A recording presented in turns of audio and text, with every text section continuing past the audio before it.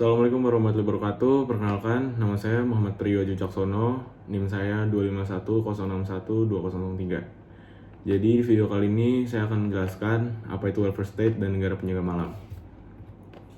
Welfare state adalah negara model di mana pemerintah mengambil peran aktif untuk menjamin kesejahteraan seluruh warga melalui penyediaan layanan publik dan sistem perlindungan sosial. Negara tidak hanya menjalankan fungsi keamanan dan hukum, tetapi juga memastikan akses yang merata terhadap pendidikan, kesehatan, jaminan sosial, perumahan, dan bantuan bagi kelompok rentan.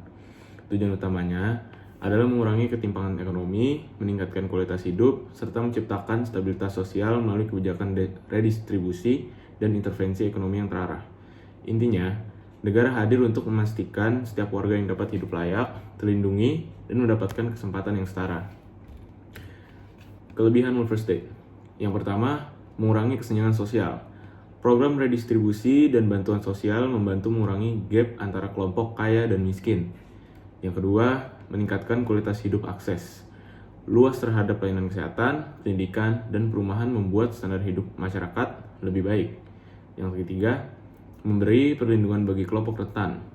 Jaminan sosial, bantuan pengangguran, dan subsidi membantu kelompok yang paling membutuhkan agar tetap dapat hidup layak. Yang keempat, yaitu mendorong stabilitas ekonomi dan sosial. Dengan kebutuhan dasar terpenuhi, masyarakat lebih produktif dan konflik sosial dapat ditekan. Yang terakhir yaitu menjamin akses layanan publik yang merata. Pemerintah memastikan seluruh warga tanpa memandang status ekonomi mendapat layanan esensial yang sama. Selanjutnya merupakan kekurangan welfare state. Yang pertama yaitu beban pajak yang tinggi. Pendanaan program kesejahteraan membutuhkan anggaran besar sehingga pajak warga dan perusahaan cenderung meningkat. Yang kedua, potensi ketergantungan pada bantuan. Jika tidak dikelola baik, masyarakat dapat bergantung pada bantuan pemerintah dan kurang termotivasi untuk mandiri. Yang ketiga yaitu inefisiensi birokrasi.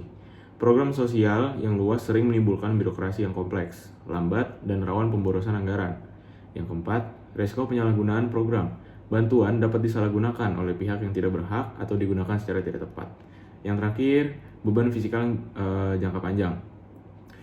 Pengeluaran kesejahteraan yang terus meningkat dapat membebani keuangan negara dan mengurangi ruang fiskal untuk pembangunan lainnya. Selanjutnya saya akan menjelaskan apa itu negara penjaga malam. Negara penjaga malam adalah konsep negara yang perannya sangat minimal, terbatas pada menjaga keamanan, ketertiban, dan penegakan hukum. Pemerintah hanya mengurusi dasar seperti pertahanan, kepolisian, dan peradilan. Sementara urusan ekonomi, sosial, dan kesejahteraan diserahkan sepenuhnya kepada mekanisme pasar dan masyarakat. Kelebihan negara penjaga malam. Yang pertama adalah pajak rendah.